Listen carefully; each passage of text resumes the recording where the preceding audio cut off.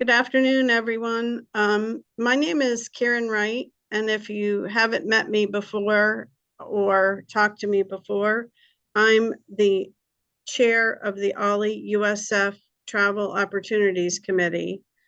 And this is my third year doing this, and this is the seventh Premier World Discovery Tour that OLLI is offering to our members since 2022. So there's quite a bit of our members that have gone on their tours. I have gone on one of the tours that we did in Utah, and I speak very highly of this company. They have a well-rounded package that seem to be geared toward what our members like to do, and also the activity level is about the right level for our members. This activity level of this tour is a level 2. So it's really a sightseeing type tour, and what a beautiful place it is to visit. So without taking up too much of Ron's time, Ron Vino is here from Premier World. He is the representative that will work with us on our tours and see that we can get the reservations made. He doesn't specifically make the reservations, but if there's any issues or questions, he is my contact at Premier World to get the questions answered and resolve any issues quickly. So I will go ahead and turn it over to Ron, and he'll tell you all about this tour to Maine. Thank you, Karen. Good to meet everybody. Yeah, my name is Ron Vino, like wine, and I'm the business development manager for Florida. So I've been with Premier World about 7 months now, long time in the travel industry. It's a great company. I actually made the decision to come work for them. I know the owners very well. I've known them for 30 years, and it's a fantastic company. I'll go over a little bit about us and who we are and what we do, how we do it. And then, of course, I'll dive into the itinerary here. I remember when Karen approached me on this, she said, look, she's from Florida. I'm from Florida. Well, you live in Florida at least part of the time, Karen, right? I know you go to Pennsylvania quite a bit, but yeah. It can be brutal down here in August, especially in Miami. And we were thinking of what would be a great tour. And I guess it doesn't really matter where you're from. In the summertime, you kind of always want to get to the coast where it's a little bit cooler, and Maine is certainly a great option for that. So a little bit about Premier World. We were founded in 1999, so we're just finishing up our 25th year. So we're very well established. Company's headquartered in Redondo Beach, California, which is outside of Los Angeles, kind of Los Angeles County, but heading down towards Orange County. And what we pride ourselves in is we are, and this tagline says it all, group travel for active adults. It is the demographic that we focus on. Like I was saying yesterday when we were doing Iceland, it doesn't mean that we don't have, grandparents to take grandchildren or couples in their 50s or 40s, but the people that we really focus on are active adult travelers. And we are a group travel operator, so we're not trying to be all things to all people. We do one thing and we do it extremely well.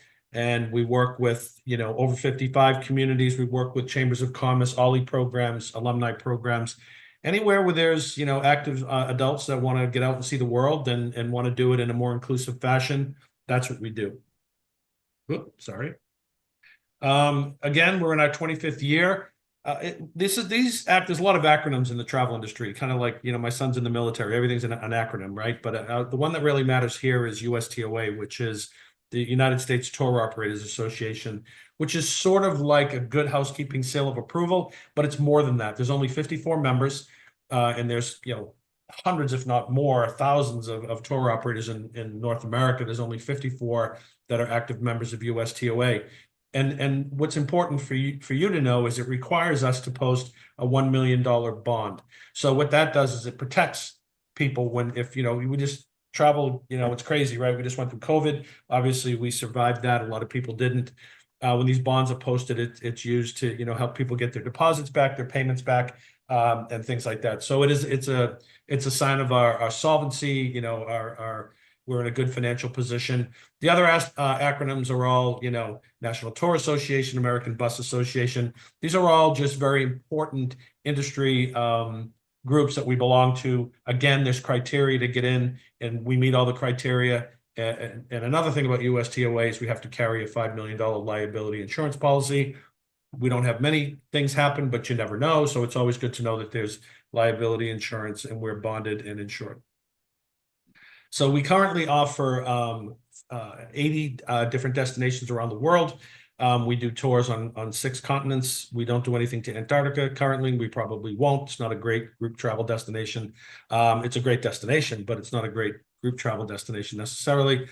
So, you know, we're operating, of course, in the Americas and Africa, Europe, Asia, and Australia. We have over 80 different tours to 80 different destinations. This year, last year, actually, we moved slightly more than 10,000 passengers. So, you know, good sized company. We're big enough to be to have great buying power and to kind of bring the experiences to light that people want to see, but we're not too big that we can't be nimble and do things that other bigger companies can't necessarily do because of their policies and restrictions. So we're kind of in that middle range.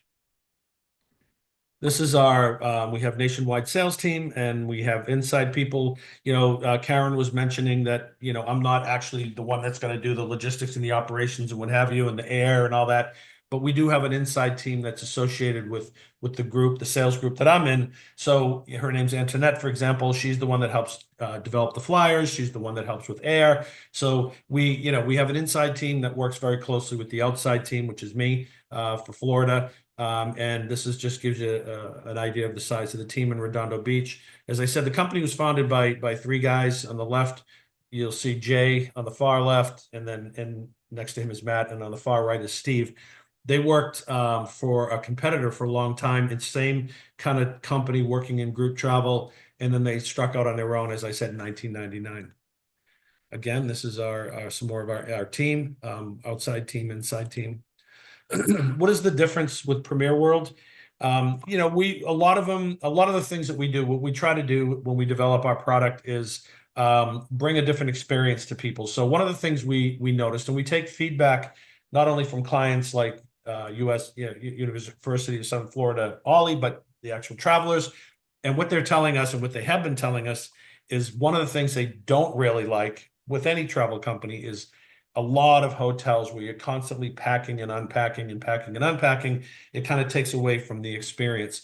So what we've developed in a lot of our tours, in some places it's not possible because the distances are too great and there's just too much to see. But in most of our tours and where we can, we try to limit the amount of hotels. We picked very good hotels, and I'll show you as we get into the presentation, the hotels we use in this program, but we try to limit them. So in this program, we have 2 hotels. And that's it. So you're in one place for one night and another night for 5.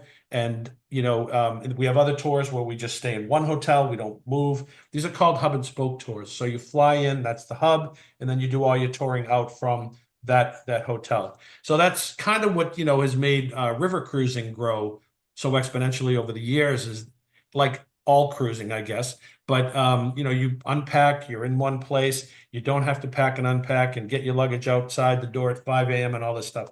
And even though the luggage handling is included, you're not lugging your luggage around, but, you know, it's still a hassle. So that's one of our unique selling points, is that we have a lot more of these 1 and 2 hotel stay programs.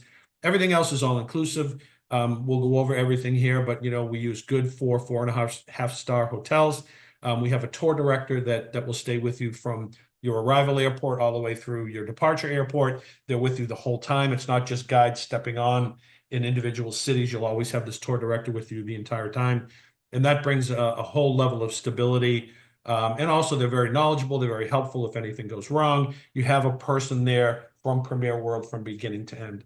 So you can see what all the inclusions are there. You know, really modern transportation. We only use the best motor coaches with facilities on board, you know, breakfast daily. So we try to make this a real turnkey experience for our travelers. So in this particular program, you're going to be flying into Boston.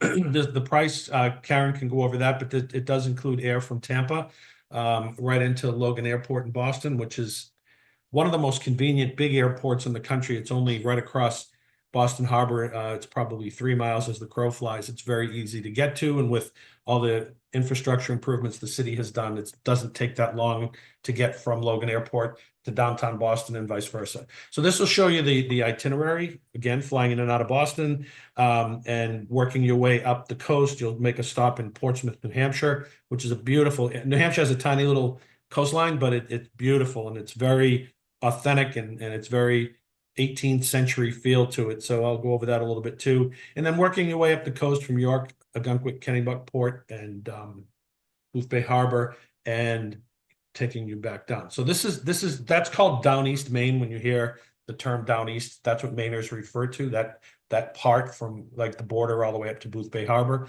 That's where you see the kind of iconic rocky coastlines and the lighthouses, and a lot of the beautiful scenery around the ocean in Maine. So that'll give you an idea of the itinerary. So it's 6 nights accommodation. Like I said, there's 1 night in Boston. You arrive, you do the main hotel we use is Le Méridien. It's in Cambridge, which is right across the Charles River. I mean, it's part of Boston. It's right there.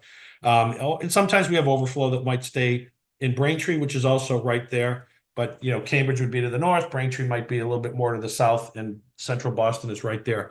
So we're staying 1 night there, and then 5 nights. The primary hotel is Nonantum Resort in Kennebunkport. If we have to, sometimes, for if it's extremely busy or what have you, we'll use Anchorage Inn by the Sea in Ogunquit. But these are all in the same area. I'll show you some pictures of them.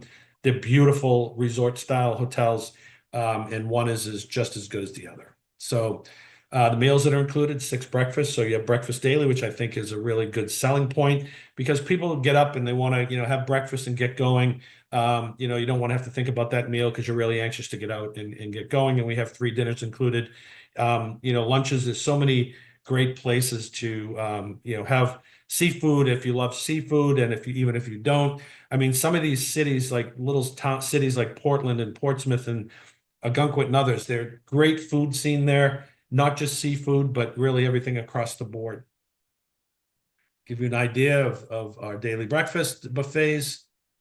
You're going to arrive in Boston. This is where I was born and raised, so I know this city extremely well. I lived there more than the first half of my life. But so you'll arrive in Boston. This is where you'll meet your tour director. So when you arrive, you go down in baggage claim, and that's on the other side of security, and that's where you'll meet your tour director, and you'll be transferred to your hotel. So this is the Le Méridien in Cambridge, to give you an idea of the quality and the type of hotel that we use. So Cambridge, again, if you're not familiar with the geography, Boston and Cambridge are separated by the Charles River. So you're talking, a couple hundred yards. I mean, they're right there. So and Cambridge is a great city in and of itself. Harvard's there, MIT. It's a real how do you describe it? It's like a mini kind of Berkeley, San Francisco kind of place, real funky, lots of different restaurants and different, types of food and people, and it's very safe and it's very clean and it's a beautiful city. So that's the primary hotel. You'll see the bar, there's a workout facility. You see a standard room down there in the lower left.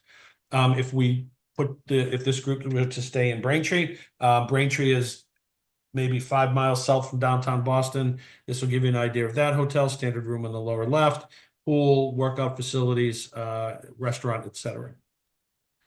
So on day 2, you're going to do a Boston City tour. This is a look at downtown, probably taken from East Boston, which Boston has funny names because the north end is actually west of downtown.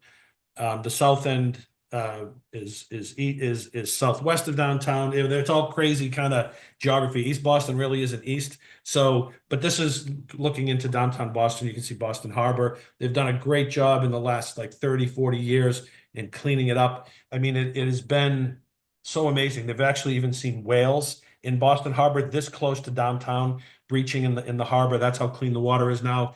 They do swimming competitions. They do high dive competitions. They've done a great job. It's a beautiful waterfront.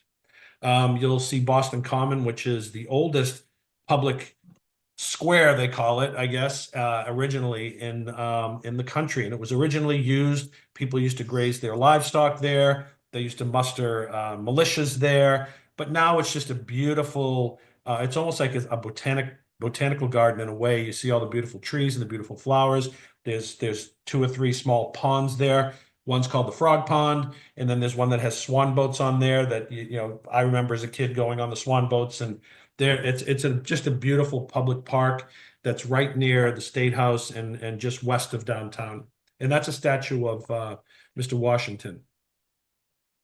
Again, another picture. This is one of the ponds. So there's places to sit and just kind of walk around and just see the beauty. It is an amazingly beautiful place, and it's actually it's not as big as Central Park in New York, but it's very big. This is the old State House. This was built like in 1715 or 1713, I think. What's relevant about this is where the planning. No, this is actually where the Boston Massacre happened, right out in the front. So I don't know if you remember the story of the Boston Massacre. There was, some rabble-rousing colonists there. They started harassing some British soldiers, and they wound up firing on them and killing, I think, 13 people. And there's a marker right in front of the old State House showing that where they actually fell and what have you. And a little bit of interesting history. The first man to actually die for American independence was a man named Crispus Attucks, who was an African American. He was a freed slave from the South who moved up and unfortunately was killed by the British. But there's all these historical markers. Everything is well marked as far as history in Boston. You'll see placards, and there's things on the ground that will show you where people actually fell. It's an amazing way to experience American history. Old North Church, you'll visit that. I think everybody's familiar with, one if by land, two if by sea. The British coming up and trying to take Boston, and Paul Revere's ride when he saw the two, I think it was two lanterns hanging up in the steeple. He knew that they were coming by sea, and he made his famous ride out to Lexington and Concord and let everybody know that the British were coming, and they mustered the militia, which were called Minutemen, and the rest, as they say, is history, right? The Old South Meeting House. This was built around the same time. I mean, you're talking early 1700s. And the significance of this, it was a church initially. It was built as a church, but this is where the Boston Tea Party was planned. So, the colonists were upset about taxes that the British were collecting on tea, which at the time was the primary drink. Coffee, I don't think, was very much available in the colonies at that time. The old "no taxation without representation" slogan, and they dressed up as American Indians. And the Tea Party ship is actually still in the harbor. I think it's a replica, but you can see where it happened. They actually went over and they dumped all the tea into the harbor, or as we used to say, the harbor. And again, the rest is history. And this was one of the initial acts of defiance against the British during the colonial era. Old Ironside. So this is actually the neighborhood that I was born in. So if you look, you can see it in the back, that kind of obelisk in the back. That's where the Battle of Bunker Hill happened. It's Charlestown is the neighborhood. It's part of Boston, but it's called Charlestown. And that is Old Ironside. So on the waterfront, you'll see Old Ironsides, which is the oldest commissioned warship in the world. It was commissioned. It did not fight in the Revolution. It fought in the War of 1812, but I think it was commissioned in like 1787, and it's still a commissioned Navy vessel. So the people that serve on it are active duty Navy. You can tour the vessel. That used to be a big Navy yard. It was called Charlestown Navy Yard. Now it's been decommissioned, and it's more of an historical site. But Old Ironsides is still alive and well, and an active duty warship. It's another example. Every once a year, they take her out and they turn her around because they want to have the wear and tear even, and they want to make sure that it doesn't sit and build up corrosion and what have you. So once a year they turn it around. It's usually around July 4th, but this just gives you a good shot of Old Ironsides. Do you know why they called it Old Ironsides? I don't know if anybody knows, but during the War of 1812, the British Navy was by far the most powerful in the world. And this ship, when they would fire cannonballs at it, they actually bounced off the sides. They didn't penetrate into the ship. And she defeated, I think, a half a dozen British warships. And that's why she was called Old Ironsides, because cannonballs would just literally bounce off the sides.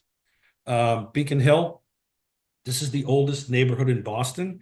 It is very authentic. This is where the State House is, and if you the new State House, not the one I told you about before, but it has a gold dome on the top, and it's a beautiful State House. And this is, as I said, the oldest neighborhood in Boston. So it's very authentic, 16th and 17th and 18th century architecture. very narrow cobblestone streets. This is the most photographed street in the world. It was just announced that it surpassed Lombard Street in San Francisco for the first time. So this is what the neighborhoods look like here. Very narrow cobblestone streets, and a lot of those cobbles that they made the streets out of came from merchant vessels that used them as ballast, and then they would have, when they offloaded their cargo, they would offload the ballast, and the colonists would use it to make streets out of. So you see beautiful flower boxes and very kind of authentic 17th century feel. Fenway Park, my favorite ball team is the Boston Red Sox. When you grow up in Boston, they become part of your DNA.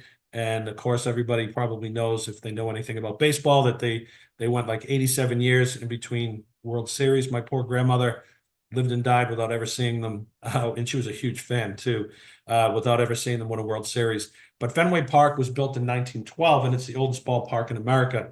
And if the owners have spent a ton of money keeping it up, the whole neighborhood is just beautiful. They've done a great job with building kind of the whole area around it with restaurants and little pubs and bars, and they have outdoor vendors and things on game day where you can walk around. But you're actually going to do a tour of Fenway Park. What's amazing about this park is that if you're a baseball fan at all, or even if you're not, it's just a history fan. I mean, you have to think of the players that played here. Everybody, from Hank Aaron to Babe Ruth to anybody that you can think of. And on the far right is the Green Monster, which is the big left field wall, about 37 feet high. That was built because the original wall actually burned down. But you can actually go inside.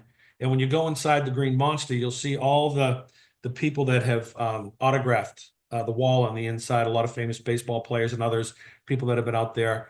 So it's just a real walk through history. And if you're a fan of baseball at all, there's a lot of really cool history associated with the park. So that's definitely a must see when you're in Boston. Faneuil Hall Marketplace. This was originally where the first place that the Declaration of Independence was read to the colonists in 1776. So there's Faneuil Hall, which is kind of the long buildings you can see behind that tall Custom House tower in the front of it. And it's all food stalls and, little, you can do some great shopping there, but mementos and Boston memorabilia and T-shirts and things like that. A lot of great outdoor dining. I remember as a kid, we always loved it. There was actually, I don't know how many there are now, but there used to be 24 different bars there. And we used to go down there quite a bit. And it's just a beautiful outdoor kind of public square with, live music outside and entertainers entertaining, and it's very safe, and it's a great place to do your shopping and maybe have anything from a coffee to a beer to a glass of wine. And it's very historical, as most things are in the city. And as I said, there's a section of it where you can actually see where the Declaration of Independence was read for the first time. So then you're going to head up on day 2. You're going to head up to Maine. So you'd go right through Portsmouth, New Hampshire. Portsmouth punches way above its weight. It's a really cool little, very 18th century feel, especially in the downtown area. It's only about 30,000 people. It's not a big town. They have a beautiful waterfront.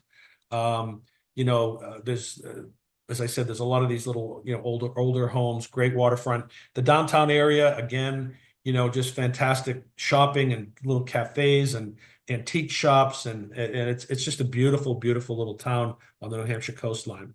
So you're going to arrive in Maine, finally, which on day 2, you're going to be staying at one of these 2 hotels. So this is the Northampton Resort.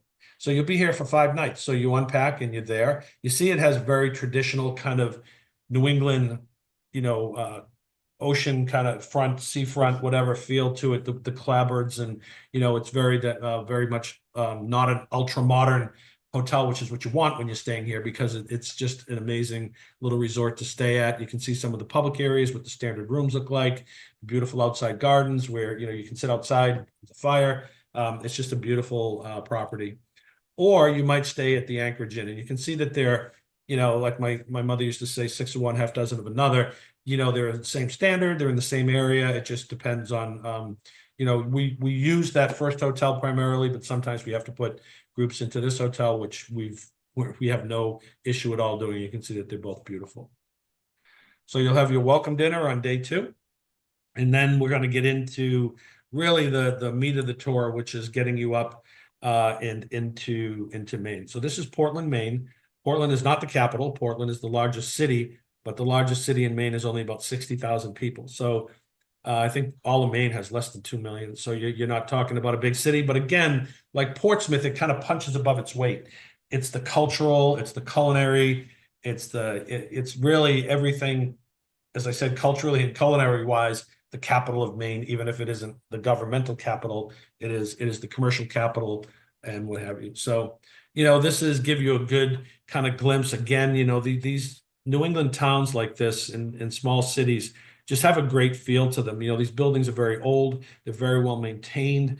There's everything from, antique shops. Again, people don't realize that, and it's kind of a weird statistic, but in the state of Maine, they eat more ice cream than anywhere else in the country, which is crazy because it's not really warm there 9 months of the year, right? So there's great little ice cream shops, homemade ice cream shops, lobster rolls, fried clams are big, any type of seafood. So there's a lot to see and do in Portland.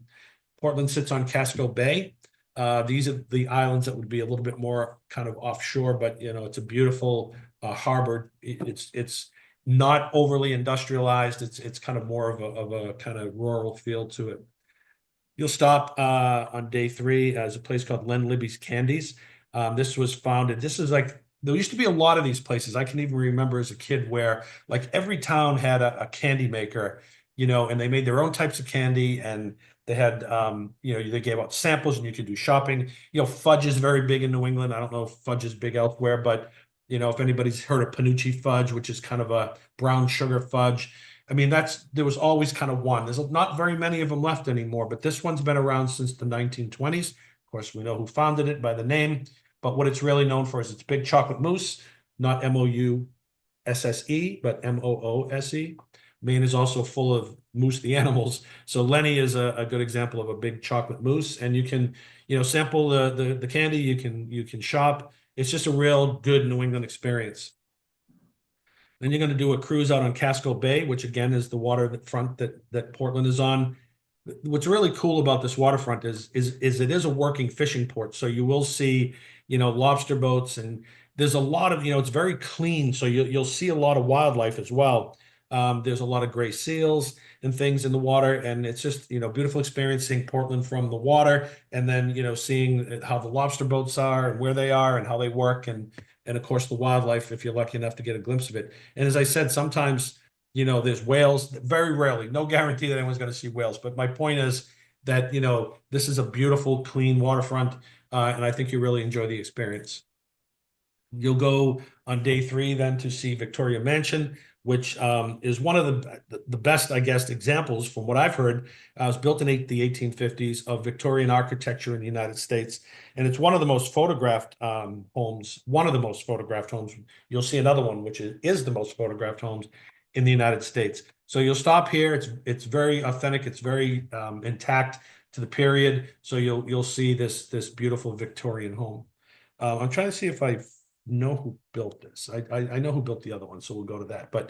And then you'll go to the Old Port Historic District in Portland, this is where the original Portland was. So when I was talking about the original Boston being Beacon Hill, the original Portland was the Old Port is now called the Old Port Historic District. So it's on the waterfront. Again, lots of little bars and shops and restaurants. You see an Italian restaurant there, a lot of antique shops, a great place to walk around, grab an ice cream, grab a lobster roll, grab a coffee, whatever you want to do. So this is a great place to walk around. You really enjoy that. See the cobblestone streets. It looks very similar in a lot of ways to Beacon Hill. Then you'll go to Portland Head Lighthouse. This is actually the oldest lighthouse in the United States. Let me just see. It was built in like the 1850s. It was commissioned, and it actually went online in like I think the 1870s. So it's been around a long time. You can go in. It's got like a little museum section to it as well, and it is the most photographed lighthouse in the U.S. So this is Portland Head Lighthouse and Museum. Another picture. And these, everybody knows, were used as beacons and as guides. Maine has a very rocky coast, as you can see. There are some sandy beaches, but most of the coast from at least this way up is mostly rocky like this. And so ships had to be careful to avoid, outcroppings and getting too close to shore and what have you. So these were beacons for them. And some of them are still functioning. I'll show you one that is. But this is Portland Head. This is the most photographed house in the United States. And this is called the Wedding Cake House. And it was built by a very wealthy shipbuilder named George Bourne, Bourne. He built it for his family and his wife, who he was very much in love with, and built this over many years. And it's called, the architectural style is called gingerbread Victorian. So again, it's been very well maintained. It's very authentic to the period, and it's just a beautiful house. And as I said, it is the most photographed home in America. You'll go to the Seashore Trolley Museum. So this is the world's largest museum dedicated to trains, trolleys, and mass transit vehicles. There's great exhibits. Most of them work. It's a great place to walk around. Some of these go back. I mean, Boston had the first subway system in America. It opened up in the 1890s. There's cars from that there. There's street cars from even earlier. And there's a lot of more modern stuff, and some from all over the world as well. Walker's Point. Okay, I don't know if this rings a bell with anybody, but this is where the Bush family had their summer home. So this is in Kennebunkport. So we'll go by and see this. It's called Walker's Point. It's still in the family. They still own it. But if you remember during the Bush administration, George Bush, the elder, the first George Bush, he spent a lot of time here. Actually did a lot of his press conferences, and they always have kind of a summer retreat presidents do where they go to, and this is the Bush family retreat. George Bush, even though everyone associates them with Texas, which is where they lived, where George Bush and Barbara moved after World War II, George Bush was actually born in Massachusetts. George Bush, the older George Bush, he was actually born in Massachusetts. I think he went to Yale, so he has deep New England roots. So this is their home. And then you go up to Ogunquit on day 4. Ogunquit is just another beautiful seaside town. There's a nice beach there. There actually is one of the nicest sandy beaches. One thing to know about the beaches in Maine is because the currents kind of go out under Massachusetts and then go across to Europe, the water in the ocean in Maine is always quite chilly. So it could be August, it could be July, it could be whatever. It's chilly. I mean, the water could be 65 degrees in the middle of August. A lot of people like that. It's very invigorating, and it kind of, these cold plunges are very much in now, right? So, but Ogunquit is just another beautiful seaside community. In the Marginal Way, it's a very leisurely walk. It's about a mile, and it goes right along the ocean. You'll have beautiful views of the rocky coastline of Maine and Ogunquit onto the other side. And you can walk at your own pace. It's paved. It's very flat. There's no little rolling hills, not even hills you wouldn't call them, but it's a very easy walk. And this is some views here. And then you'll end up in Perkins Cove, which is another small Maine community with quite a beautiful vista here. Perkins Cove. These are just very stereotypically beautiful Maine villages. Day 4, you're actually going to go out on a working lobster boat. Maine is the largest producer of lobster in the country. There's different kinds of lobster. I mean, I live down in Florida now. The lobsters down here don't have claws. Up in the Northeast, they do. I'm very beholden to the Northeastern lobsters. The meat's a lot sweeter. You'll get out, and it's a massive industry in Maine. As I said, they're the largest producer of lobsters in the U.S. They have the largest lobster fleet. So you'll actually go out on a working lobster boat and see how they do what they do. They have great rules and regulations in place, not even from the federal government, but from the state of Maine, that, they have to be a certain size. If they catch a female that has eggs, of course, they have to let it go. Male lobsters only breed when they get to be a certain size. So when they catch these big boys, you think they'd want to keep them, and they may want to keep them, but they can't. They have to throw them back because they're called breeders. So they really watch it very closely, but you'll see how they do it, and you'll actually get to experience that as well.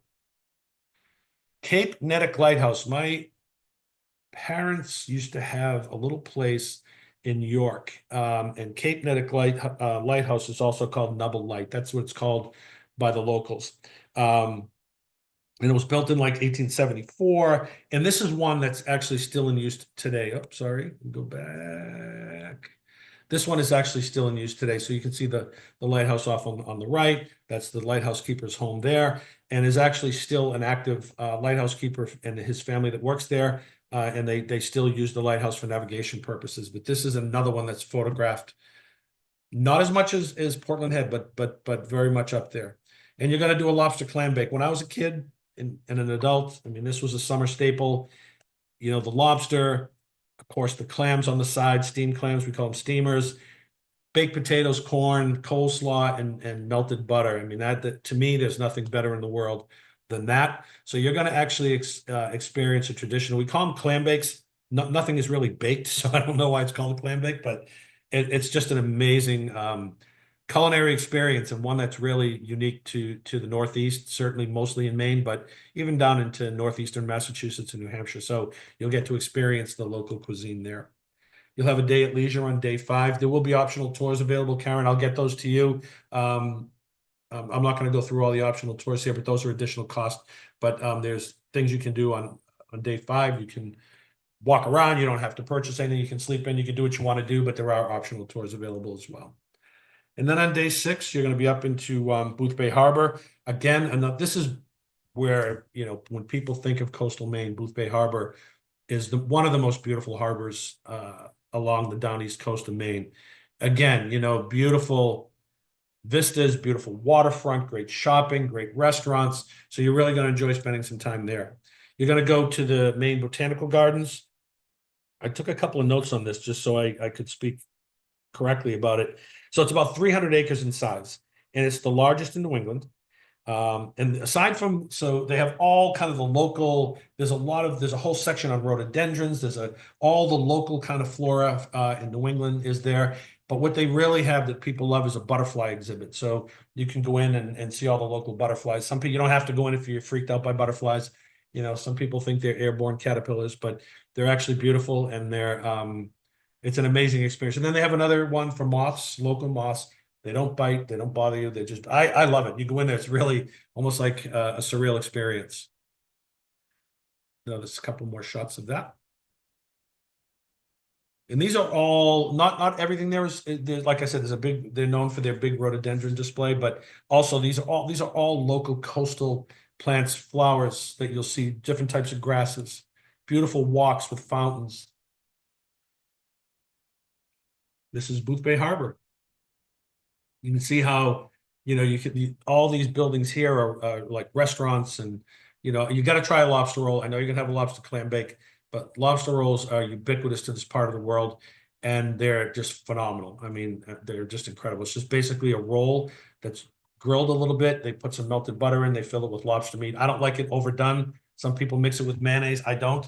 And that's something you got to experience if you like shellfish and you like lobster.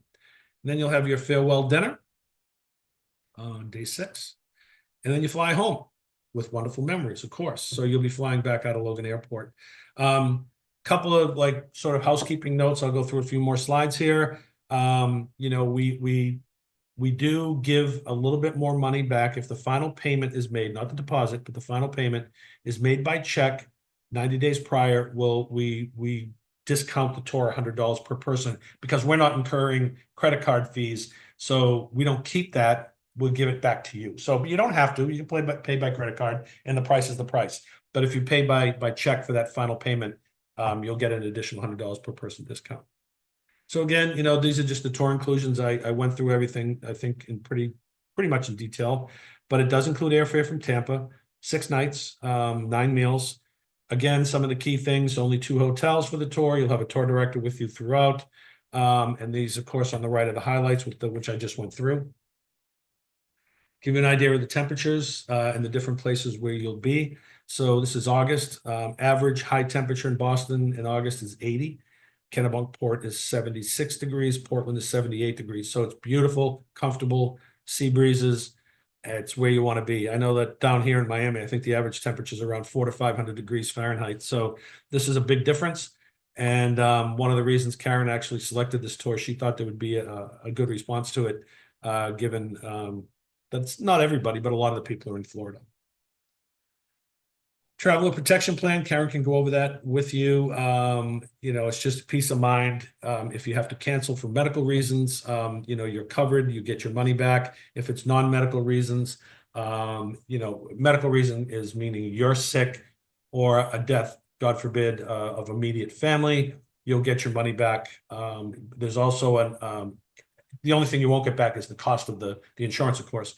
But then there's an any reason cancellation, which if you just say I don't want to go, or you know my cat sick or whatever it is, you'll get a future travel credit, which is 75% that you can use. And then there's another part B, which covers trip interruption and things like that. Kind of boring stuff. No one loves insurance unless you need it, but Karen can provide you with that too. Remember, May 7th is a deadline. You have to have a real ID to fly. I use my passport even when I fly domestically because that is considered a real ID. But you'll need to, if you don't have a passport, you'll need to have the appropriate license, which every state is different, but they all now issue what are called real ID licenses that have the kind of biometric information on there, whatever they're looking for. So just be aware of that. We do have a frequent guest club. It's called Compass Club. You don't have to do anything. If you book this trip or any Premier World trip, we automatically enroll you. And then when you book your next trip, you get an additional $100 per person off. And that's in addition to the other discounts that I talked about. So it's just a way to say thank you and to reward our frequent travelers. So again, Karen, thank you. Thank you to everybody else for showing up. This is a fantastic trip. I'm homesick already. And maybe I'll have to book a ticket and go up and see my mother. I don't know. We'll see. But again, thank you. If anybody has any questions, tipping. I told Karen I would address tipping. Very personal issue, right? You don't have to tip. Nobody has to tip. But if you think they've done a fantastic job and you want to, reward them that way, for the tour director, the person that's with you from the beginning to the end, we normally, say $7 to $10 per day. For the bus driver, $3 to $5 a day. And if you have a step-on guide, which is a guide that will come on, like if you're doing touring in a certain place and they just get on for a few hours and get off, $1 or $2 is fine. But again, very personal. Do what you want. Tipping is totally up to you. So aside from that, Karen, I'll give it back to you. And if there's any questions, I'm happy to answer them. If I can't answer them, I will get back to Karen with the answers. I'll get the answers and give them to Karen, and she'll disseminate them back to you. Okay, well, I am the point of contact for this tour. And after this call, I will send everybody an email and you'll have my information. So if you have any questions beyond this call, you can send them to me in an email and I will get the answers